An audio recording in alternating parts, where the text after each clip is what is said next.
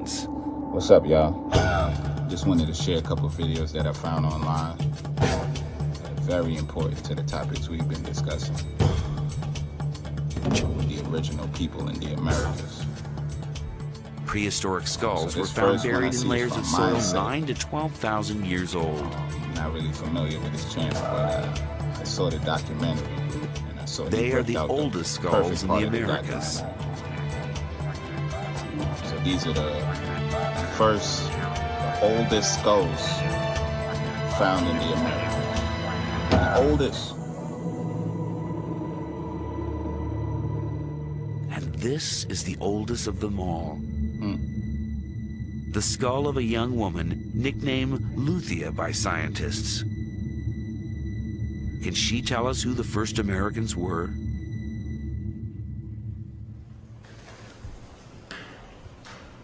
Walter Neves is a physical anthropologist at Sao Paulo University in Brazil. He's been using a standard and reliable archaeological measure, the shape of the skull, to find out what race she belonged to. 91. He fully expected Luthia to be a Mongoloid, an ancestor of the American Indians. 91. But then he fed the measurements into the computer. When we start running the computer and seeing the results, it was amazing because we realized that the statistics, the quantitative analysis we were doing was not showing just people to be Mongoloid. In fact, the analysis was showing just people as anything except Mongoloid.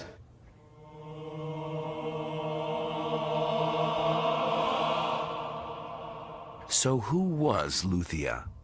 And where did she come from?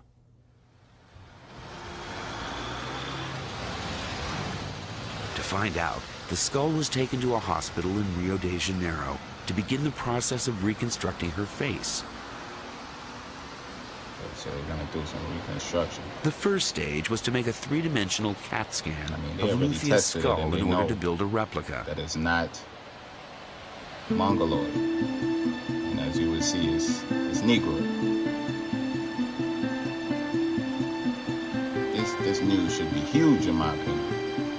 The oldest skeletons, and not just one. This one they're saying is the oldest.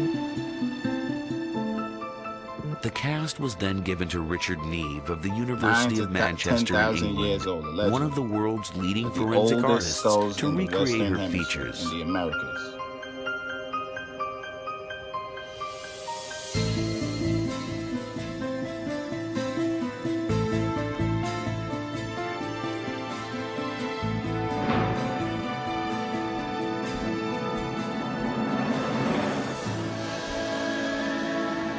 Look at that.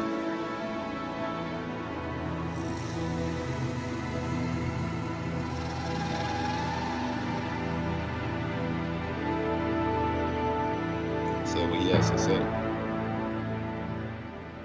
That to me is a Negroid face that has all the features you associate with a Negroid face.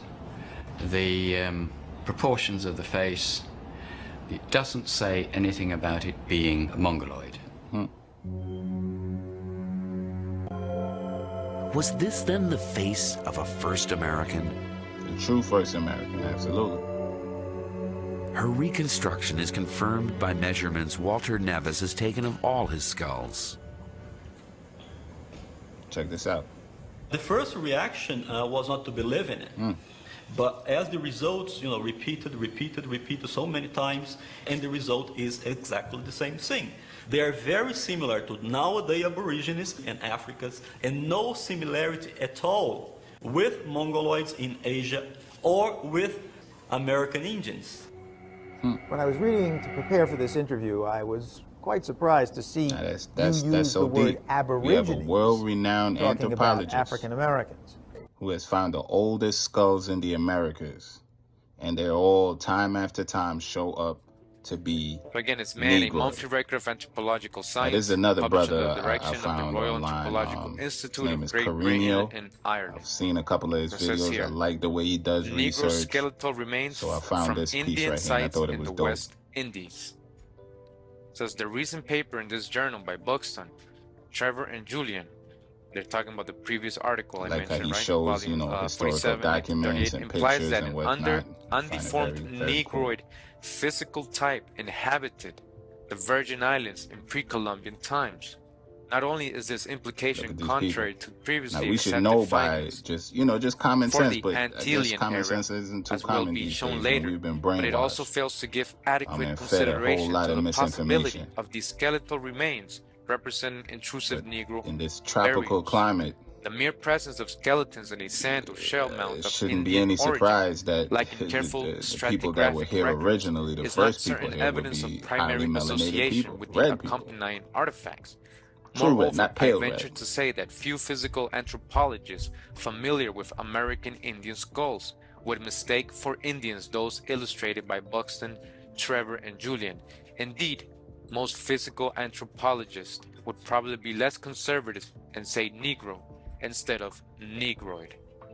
Alright, so 100% Negro. He wouldn't even say it's Negro-ish, right? Or Negroid. It's a Negro or copper-colored person, right? In support of the opinion that these authors are describing Negroes, one, I wish to present a similar case from Barbados, British West Indies. From correspondence with Mr. E.M. Shilstone of Bridgetown, Barbados, it appears that in August 1933, he commenced to excavate a sandy ridge about 50 yards from high water mark on the shore of Chancery Lane on the southern coast of the island. The ridge proved to be a kitchen, midden containing many objects of Arawak workmanship. Among other things encountered in this site was a skeleton, lying on its left side at about 20 inches under the surface. Arawak. Mr. Shilston believed this skeleton to be that of an Arawak Indian, and in 1937 presented it as such to the U.S. National Museum. Upon reconstruction of the skull from the many fragments in which it was received in Washington, I felt justified in calling it a Negro for reasons that will appear from the following description. Europeans came, whoever they conquered was skulls are shown in plate D, 1 and 2. Comparison with the two skulls shown in the paper by Buxton, Trevor, and Julian indicates that the individual and sex differences are no more than would be expected of the range of variation in a single race. Certainly, however, such Negroid features as alveolar prognatism, broad nose, and low orbits are more pronounced in the case of the Virgin Island skulls. So as you can see, this information here correlating more. See, I just had to show a little clip too of how small these small places conquered these large territories, and I saw this video online too with the slave trade, and it looks crazy. The more you open your mind and really unlearn the lies that they told us, you would see how insane it is to think that in the process of time, as they're killing millions and millions of people, and building railroads and fighting wars and building cities and forts, and transporting their people back and forth, that they would also and just not the level of technology as we have today, they would be able to do all of this transportation, across the Atlantic, for millions and millions of people. It's insanity. It's insanity for us to even believe that. But I was having a conversation with my friend, and they were asking, like, why? What is the reason? Why would they lie about that? What is the motive? And a couple things came to my mind. Because you have to think about it. Why, for real? Why would they take on such an evil reputation to say, yes, our ancestors wiped out everybody here, and they caused a lot of destruction, Why would they take that on? For me, number one, it would be the theft of your birthright. As I said before in prior episodes, we don't really seem to understand it. So let's dive into that a little bit. Your land is your birthright. Okay? What they are doing is taking your land right from underneath you. If we go with the narrative that's told to us, that everybody who was originally here is wiped out for the most part, then you have no actual claim to the land. You understand that? You have no actual claim, because it's like, okay, the original people, all right, we might have did some bad treaties, you know, we might have manipulated the situation a little bit, you know, but that's our ancestors that's in the past, but they're all dead now, and we're in charge now. You understand what I'm saying? You have no actual tie to it because you're going with their narrative. You understand what I'm saying? So it's to steal your birthright, and that is more important, especially in the concept, because we understand that they came over here with the intention of, you know, creating a new world. So that is more important than the bad reputation. It's like, all right, you know, we'll take that. We've done some atrocities in the past. Let's get past it together and move to a brighter future. But at the depth of it, you don't actually get claim to your land. So for me, it's a very important thing for them to keep that narrative alive. Another thing that would be to create division and confusion. Because like I said before, if the Africans sold all of us, remember, everybody over here is wiped out for the most part. So the vast majority of us were transported over here from Africans, and they sold us, you know, because they, you know, for some reason they couldn't make good deals. You know, the European came and I don't know what, gave them some beads and, you know, told them some stuff, and they said, here's millions of people. So once we believe that narrative, it causes division amongst ourselves, because you know, a lot of us would believe that, okay, like the Africans sold us out. You understand what I'm saying? And like I said, it causes confusion because we don't have any claim to the land, and we don't really understand what really went on. We just have a deep manipulation that's going on, you know. So we're confused, and it's causing division amongst us. You understand? Even if we say, yeah, we love our brothers and sisters in Africa and there's a deep division there. You understand? And we see it sometimes when we have certain conversations and debates between each other, but there's definitely a division, you know? And also it causes an inferiority complex.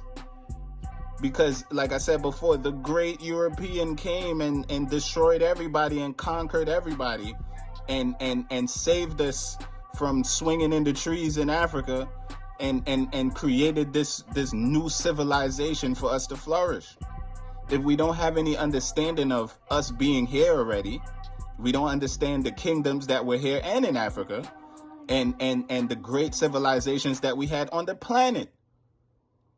It is like our memories being wiped, our tail cut off. So we don't really truly understand where we came from. So now we have this inferiority complex. So there's multiple reasons for it, but definitely the theft of the birthright is huge. The empire will fall tomorrow if the melanated peoples knew that they were originally here and that they had flourishing kingdoms. You know how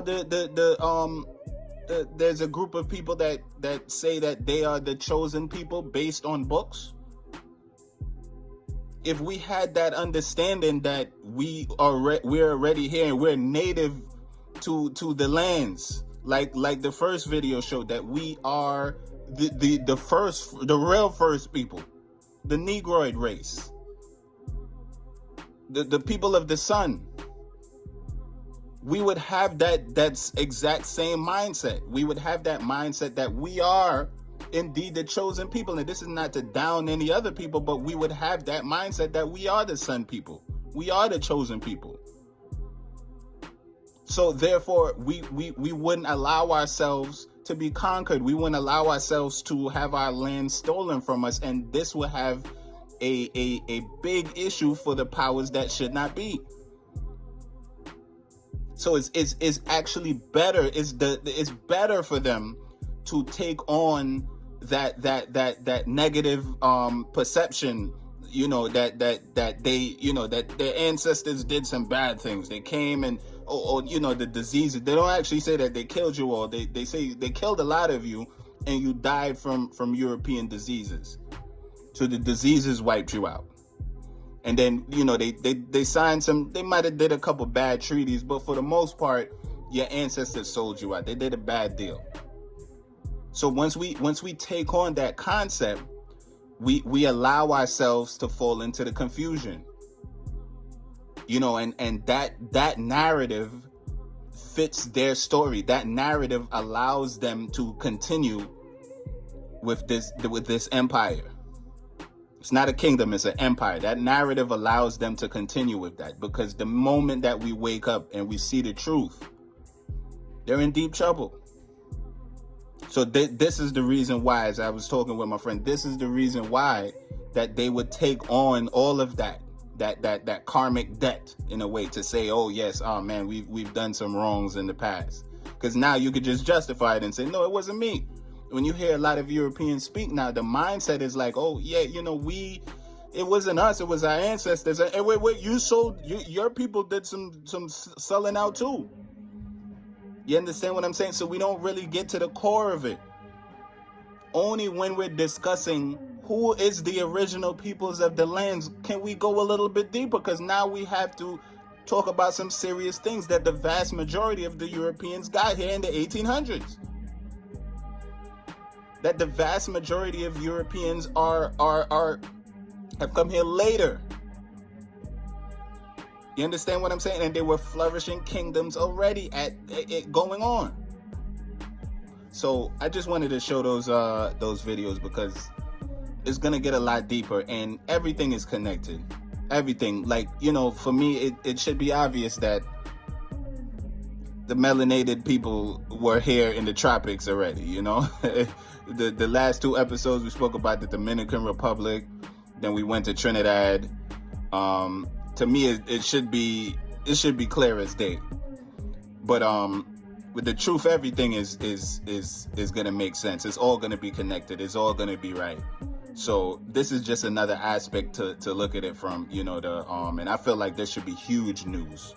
You know, a world-renowned anthropologist finding skull after skull after skull, and even him having the perception of, you know, they're Mongoloids. The first people were Mongoloids, and every single test that he went through, it showed that they were not, that they were Negroid. So to me, this should be huge. But just wanted to show that to start off, and shout out to the second brother as well, Karimio. Well done research as well. And we're gonna dive a lot deeper. You know, there's just, you know, we're just scratching the surface, but we're gonna dive a lot deeper. And like I said, these are just some of the reasons as to why, the reason behind why they would tell this story. All right, so blessed.